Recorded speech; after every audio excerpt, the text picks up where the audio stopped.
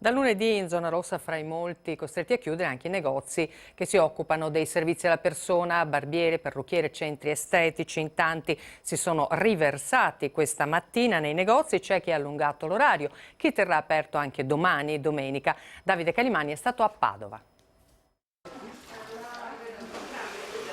Sono venuto oggi proprio per farmi il taglio dei capelli, anticipando il lockdown. I capelli me li lavo da sola, adesso la parrucchiera mi taglia, dopo io me li preparo. Con la zona rossa, che da lunedì riguarderà circa la metà delle regioni italiane, Veneto compreso, scattano nuove restrizioni.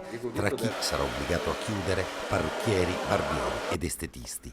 Alcuni di loro, in quest'ultimo weekend, terranno aperto anche la domenica. Domani che è domenica anche noi dobbiamo stare aperti e si cerca di smaltire il più possibile la gente che ha bisogno. Ecco. Sono giorni che stiamo lavorando un sacco perché la gente ha paura perché resteremo chiusi non si sa quanto tempo, per cui stiamo correndo come matti per soddisfare il più possibile queste persone. Il settore in Italia conta 135.000 imprese e oltre 260.000 lavoratori, nel solo Veneto 13.000 addetti e 350 imprese. I rappresentanti della categoria spiegano come i clienti potrebbero andare dai colleghi che lavorano abusivamente, con il rischio che aumentino i contagi.